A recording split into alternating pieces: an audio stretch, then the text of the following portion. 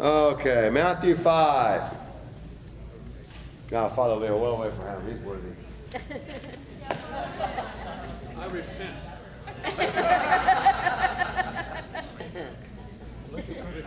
All right, we start with the Beatitudes. And the Beatitudes describe what the kingdom of God people look like. It's not a list of what we are to do. It's this is what my people look like. The members of my kingdom look like this. They don't look like zealots who are radical revolutionaries trying to overthrow Rome. Right? They don't look like proud, arrogant Pharisees. They're meek. They're gentle. They're humble. They're poor in spirit. They grieve over sin. They cry out for injustice. They hunger and thirst for righteousness. And as a result of all that, they're persecuted. This is what my people look like. All right, now we turn to Matthew 5, verse 13. You are the salt of the earth. If the salt has become tasteless, how will it be made salty again? It is good for nothing anymore except to be thrown out and trampled underfoot by men. You are the light of the world, a city set on a hill that cannot be hidden. Here we go. Now we're on the call to for Jesus' people to be the true Israel. Chapter 5, 13 through 16. The call for Jesus' people to be the true Israel. Now, why would I say that? And the reason why is simple. Because salt and light to the nations is the role for the people of Israel. Chapter 5, verses 13 through 16. And it's found in Isaiah 42, verse 6. All right, and you may want to write that reference down. Isaiah 42, verse 6. I am the Lord. I have called you in righteousness. I will also hold you by the hand and watch over you. And I will appoint you as a covenant to the people, as a light to the nations.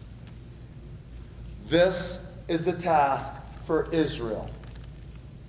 This is what Abraham was called to do.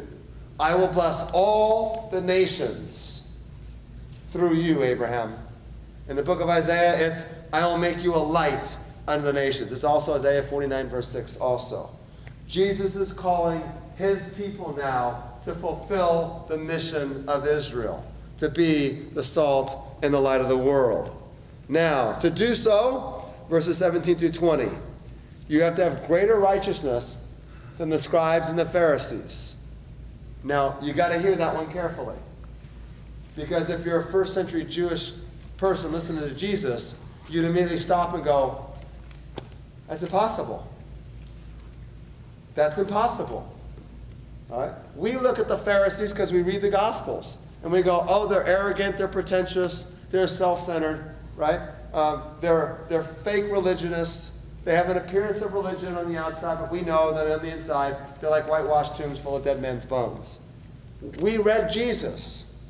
But folks, that's not what everybody else thought. Everybody else thought the Pharisees and scribes were the epitome of righteousness. You want to know what righteousness looks like? It looks like them. That's what it looks like. And Jesus is saying, and be better than that. And they're thinking, lost me on that one now, Jesus. I'm done. You just ruled me out. I can't do that. It's not possible. Especially when I'm a tax collector.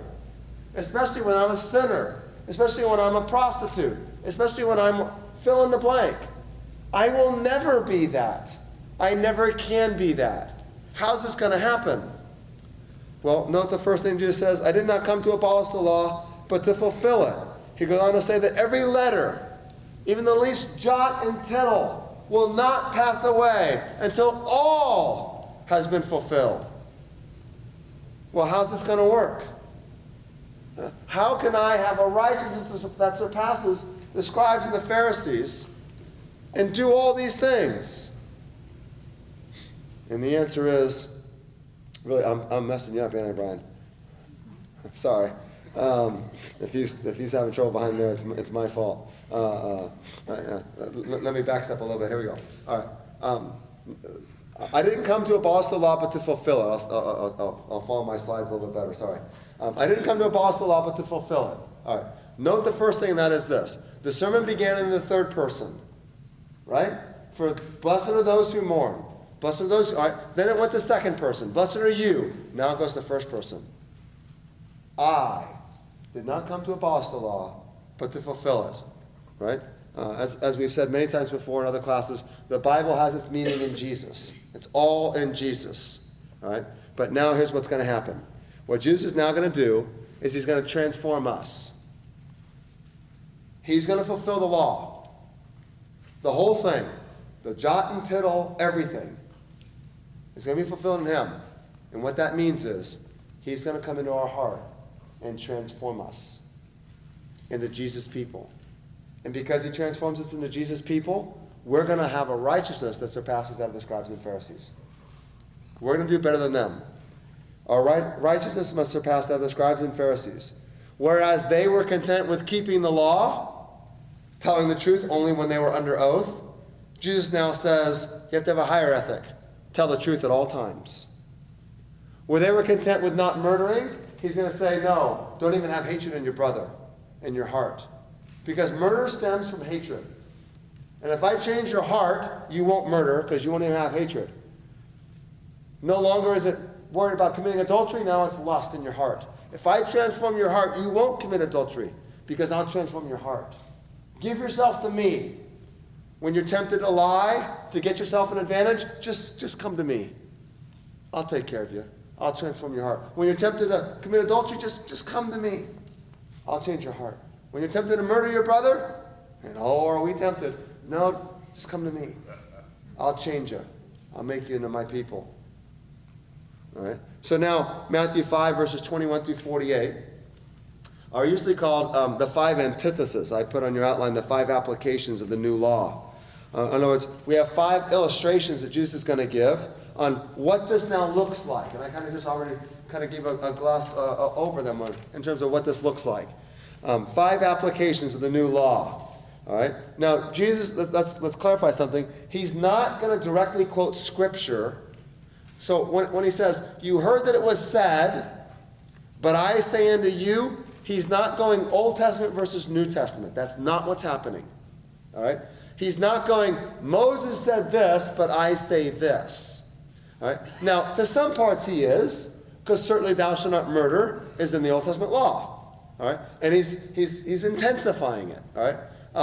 But ultimately, for the example, the illustration of that is the Old Testament law never says, you heard that it was said, you shall hate your enemies, but I say to you, pray for those who persecute. It never says hate your enemies. So he's not quoting the Old Testament per se. All right?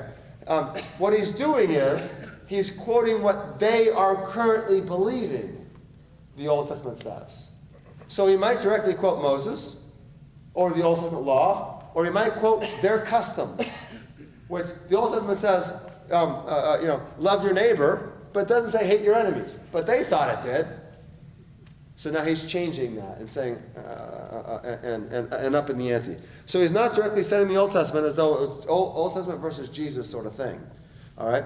Now, there are only 5 of these antitheses, or 5 of these applications. Many of our Bibles will have paragraph breaks. We'll have 6 of them. But again, we know how to read Jesus now. And how do we read Jesus? We're going to read Jesus or Matthew. We're going to listen to him because he's going to tell us something. All right? He's going to start each of the 5 with, you heard that it was said, but I say unto you. You heard that it was said, but I say unto you. And if you look at it, there's only 5 of those. All right? The 6th one, which is about adultery or about divorce, doesn't have a, you heard that it was said, but I say unto you. So it's different. So there's only 5 of these. So let's look at these. The 5 are murder, and I gave you it on the outline, adultery, oaths, revenge, and enemies. All right, and so let's go over these briefly here, and then we'll take our lunch break. All right, so it's now, let's add a little bit more detail before we look at these 5. And that is, first off, it's not a contrast between outward and inward. All right, this is oftentimes, we hear this in evangelicalism, that the Pharisees were concerned with the outward, Jesus is concerned with the inward. Well, there can be a truth to that, but it's a misnomer. Yes, he says that you're like whitewashed tombs who look good on the outside, but on the inside you're full of dead men's bones. That's where we get it from. But folks, Jesus is not concerned with only the inside. That's the problem with that thinking. The Pharisees were concerned only with the outside. That's true. But Jesus is not concerned with only the inside. Amen. Now, he's concerned with the inside, But he's concerned with the inside because it affects the outside, because a good tree bears good fruit. He's very concerned with the outside. He doesn't want us murdering. In fact, he doesn't want us hating our brother. He doesn't want us committing adultery. In fact, he doesn't want us lusting. He wants to be pure in heart. And when we're pure in heart, it affects the outside too. So that kind of dualistic way of looking at things is not quite the way of looking at Jesus. All right. Now, furthermore, let's also note this. Jesus is saying, this is what the law was always intending. I'm coming to fulfill the law because this is what the fulfillment of the law looks like. It looks like people who don't murder because they don't even hate their brother. You think you're okay just because you didn't murder him, but you want to. I don't want you to even want to. All right? Now, in other words, another way of saying it is, Jesus is presenting a radically different way of being Israel. This is a radically different way of being Israel. This is what it looks like. This is what it truly means. Now, what does that mean? It means when the Romans come up and ask you to go 1 mile, go 2. When someone comes up and slaps you on the right cheek and they insulted you, just give them the other one also. Right? Love your enemies. Pray for those who persecute you. Now that's just so easy. I love my enemies. I want more of them. All right, let's go. Here we go. Now. All right, let's see. I think I have this on the slides. Here we go. The Pharisees and the scribes, they take things that the Old Testament prohibits and they loosen them. All right? The Pharisees and the scribes, skip on it. I skipped all that. Thank you. Sorry. There you go. Keep going. There. All right. The Pharisees, thanks, Brian. The Pharisees take things that the Old Testament prohibits and they loosen them. All right? So, for example, murder is only a problem in the act itself. Adultery is only a problem in the act itself. And swearing falsely is only a problem if you invoke God's name. Now, if you invoke the temple, that would be bad, but not as bad as God's name. If you invoke Jerusalem, that's bad, but not as bad as the temple. So you have gradations of lying. If you swear by God, you better not lie. If you swear by the temple, well, oh, okay, you lied. We didn't see it coming. If you swear by Jerusalem, you might not even be telling the truth. All right? So things that the Old Testament prohibits, they loosen them. All right? They also take things that the Old Testament permits and loosen them even further. Divorce was permitted, and now they say, for any and every reason. Deuteronomy permits divorce, but the Pharisees said, anytime you want. Just give her a certificate of divorce. It's all right. Don't worry about it. No big deal. Retribution was extended beyond personal revenge. And we'll look at this briefly as we go through these five things. The Old Testament law, by the way, was oftentimes meant to protect individuals. Why is it an eye for an eye and a tooth for a tooth? Because you want to give more than an eye for an eye. It was to put a limit on how much retribution you can give. It was to protect individuals. Permission to divorce was to protect the woman. Right? And now you do what? You loosen it so that she becomes exposed. You're abusing the very things that the law does. Jesus instead intensifies the laws.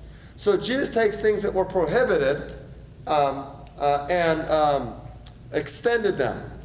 Murder now becomes anger. If you murder somebody, and the Pharisees are like, that's a problem. Jesus is like, if you're angry, you've already murdered them already in your heart.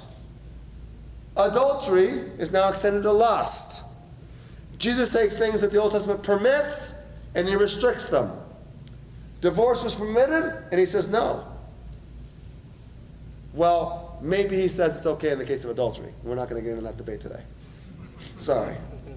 All right. Jesus intensifies the law. All right? He's intensifying them. But what he's doing is he's intensifying them to becoming matters of the heart. It now matters what your heart is like. All right? Where's the heart at? All right, so let's move forward. Here we go. Murder, 21 through 26. The goal is not merely to eliminate being angry, but to be reconciled with your brother. Right? He first off says that if you have anger in your heart, you've committed murder already. And then he goes on to say, if you're going to court with your brother, make reconciliation with him on the way. If you're going to the temple to present your offerings, and remember that your brother has something against you, don't go to the temple. Be reconciled to your brother. So it's not only not murder, it's now don't have anger in your heart. In fact, seek reconciliation before you come to the sanctuary. Seek reconciliation. Adultery. Matthew 5:27 through 32. The Jewish practice gave all authority to the man. He was in total control, and basically he was lord of marriage. A woman could not seek divorce under any situation, no matter what, but the man had come to understand, in the Pharisaical world, most of it anyways, that they could divorce a woman for any and every reason. Remember the question? Jesus, is it lawful to divorce a woman for any and every reason? That was the Pharisaical debate of the day. And most of the Pharisees were on the side of, we could do it for any and every reason. Jesus is contending that God is the Lord of the marriage, not the man. And what God has brought together, let no man separate. Though I think he does seem to give a provision for cases of divorce, a case of adultery. All right? The idea of it is simple. The kingdom of God is about a new creation. And in the new creation, there won't be divorce. Now, of course, in the new creation, we're married to Christ. But in the meantime, we remain married to our spouse. And we're to imitate and model and replicate what the new creation looks like. And since there's no divorce in the new creation, there shouldn't be divorce in my kingdom. Not amongst my people. There should be reconciliation and peace. All right, what about oath-taking? Well, I already mentioned. They basically had gradations of, if you swear by the temple, not as bad as swearing by the name of God. If you swear by Jerusalem, not as bad as by the temple. All right, what does Jesus say? All right, he says, Matthew 5, verse 34, I say to you, make no oath at all, either by heaven, for it's the throne of God, or by the earth, for it's the footstool of his feet, or by Jerusalem, for it's the city of the great king. The answer is, folks, everything you're swearing by belongs to God. So if you think you can't lie if you swear by God, then you can't lie at all, because no matter what you swear by, God is the author and owner of. It's under his jurisdiction. God is in control. Therefore, you can't swear at all. Heaven is God's throne. Earth is his footstool. Jerusalem's the city of the great king. Your head, you can't make one hair white or black, can you? God is the creator of your head. Therefore, don't swear oaths at all. Now, again, just a side note, what does this mean in application today? Does that mean I can't go to a court of law and swear in the Bible? No. What they were doing was basically making an oath to establish the trustworthiness of what I'm saying. What I'm saying to you is now true because I'm pledging an oath. Jesus is saying, let your yes be yes and your no, no. Your words are going to be true because you speak truth. You don't need to swear to be telling the truth. If I have to go to a court of law and they want me to swear, I'll swear. I'm going to tell you the truth anyways, but if that's okay, fine. I'll swear an oath for your sake, but not for my sake. See, the Pharisees were saying, I'm only telling you the truth because I swore an oath. Jesus is saying, you're telling the truth because you're going to be people of truth. Your character's going to be changed and transformed. All right. Now, if you think about it, by the way, why do we lie? This radically illustrates what Jesus is saying. Why is it that we lie? Well, we often lie for personal gain, isn't it? To get something out of it. We lie because we don't want to be shamed. We did something wrong and we don't want people to know it. We lie because, we want you to think I'm better than I really am. I want to gain some kind of honor, some kind of prestige. We lie maybe because I just don't want to get in trouble right now. I don't want to pay taxes. Not that much. Or at all. The reality is we lie for some self-gain. And Jesus' answer is, you can't serve self and my kingdom. You can't.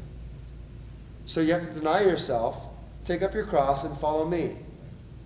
And therefore, why are you worried? If you made a mistake, admit it. If you have to suffer, look at the birds of the air. Look at the lilies of the field. If God takes care of them, is he going to take care of you, O man of little faith? There's no need to lie in God's kingdom. Besides, the essence of God's kingdom is truth. Light and truth are synonyms in the ancient world. If our mission is to be the light of the world, then we must be truth tellers. Because the light of the world is to make known him who is the light of the world. And him who is the light of the world is the way, the truth, and the life. Therefore, we tell the truth at all times. All right, what about judicial revenge? 5 verse 38. You heard that it was said, an eye for an eye and a tooth for a tooth.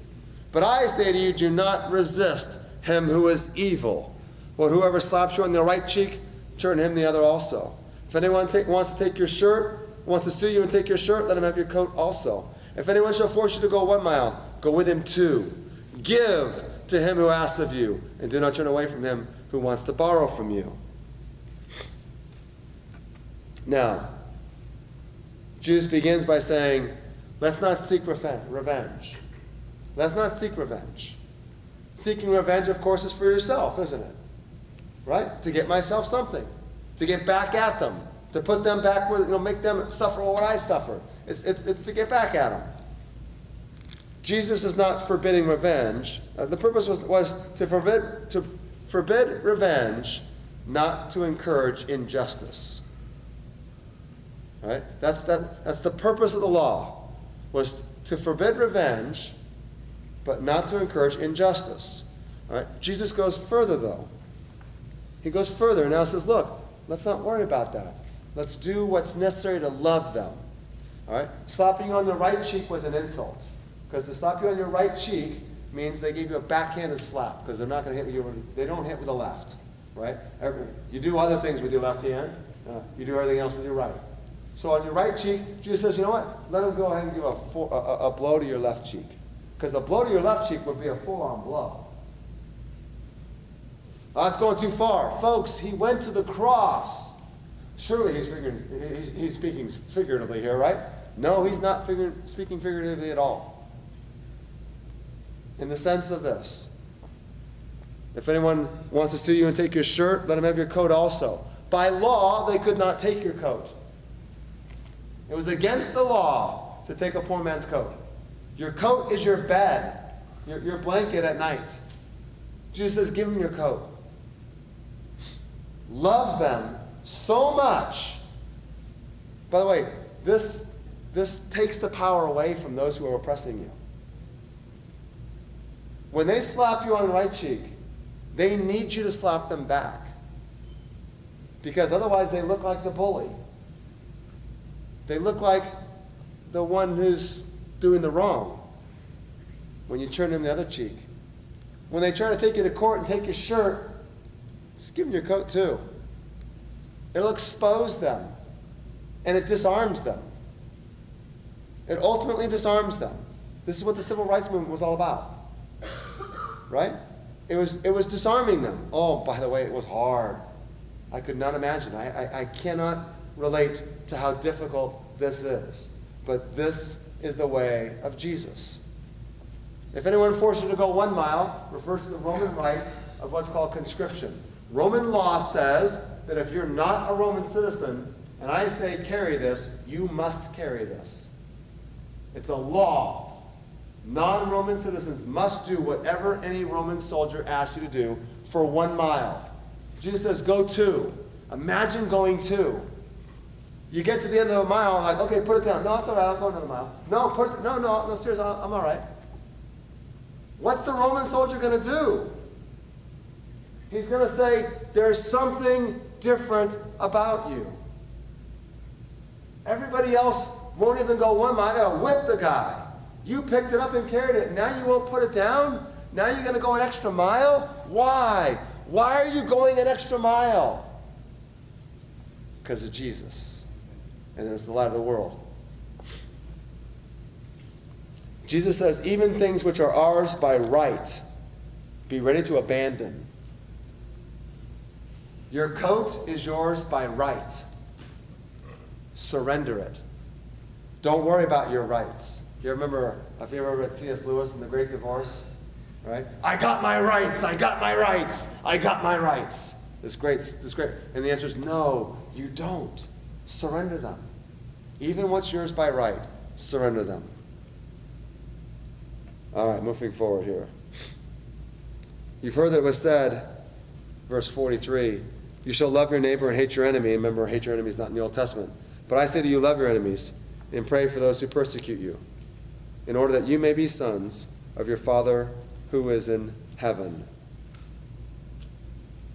If you want to be sons of your Father who is in heaven, pray for those who persecute you.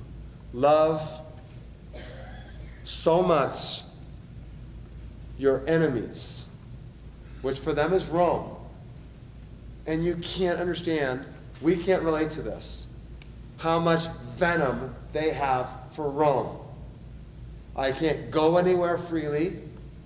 I can't have any prosperity because they tax me. I can't do this because they don't allow me. They killed my brother. They crucified my neighbor. They did all this. Love them. Well, how about if we just don't hate them? Right? How about if I just don't hate them? I'm good with not hating them. That part about not murdering, I want to murder them. You said don't hate them. All right, I won't hate them. No, love them. And the best way to love your enemies is to pray for them.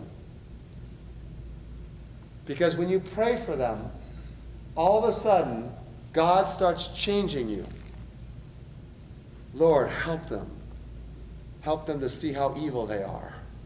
That's how we start our prayers. Help them to know how wicked they've been to me. Bring them justice.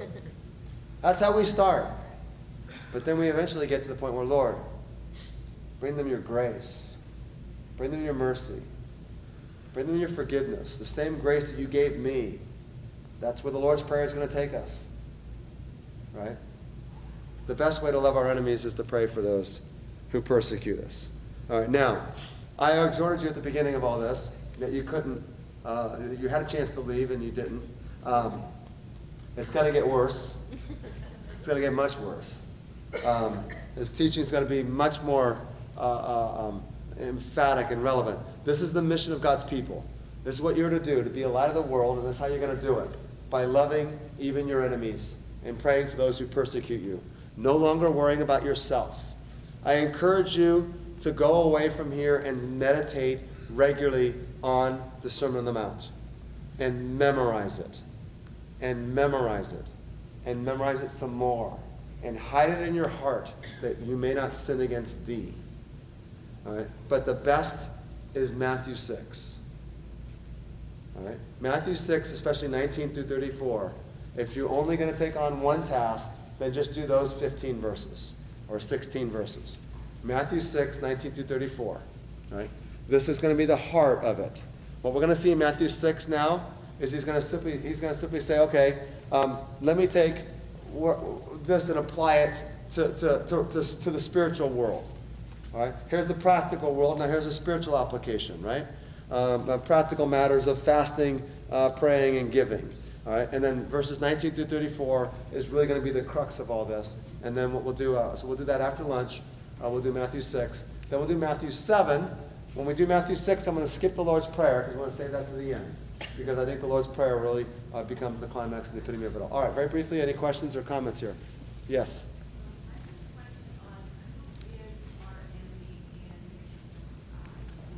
Oh, good question. All right, who is our enemy in the kingdom of God? Well, it's the devil. I mean, it's the devil, all right?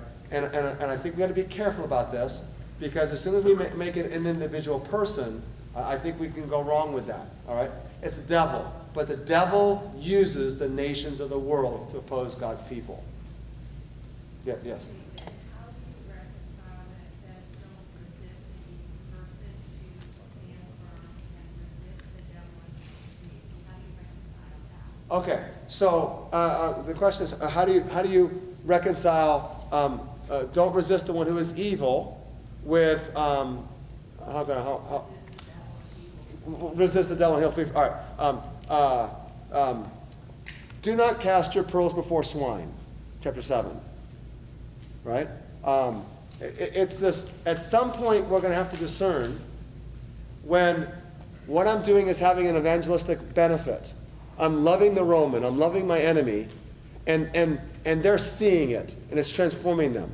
And at some point I'm going to say, you know what, all they're doing is hurting me, and I got to get out right now. Right? So self-protection, self-preservation, self-defense are quite biblical and quite justifiable. What Jesus is saying is don't retaliate, though. Okay? Don't retaliate. So there's sometimes that we have to suffer under it, and sometimes that we have to flee from it. And that's what wisdom is all about. And that's the discernment that we need to exercise. And where that's at is always the difficult boundary. So, all right? All right, hey, let's do this. We want to make sure we have enough time for lunch. So we'll take more questions later.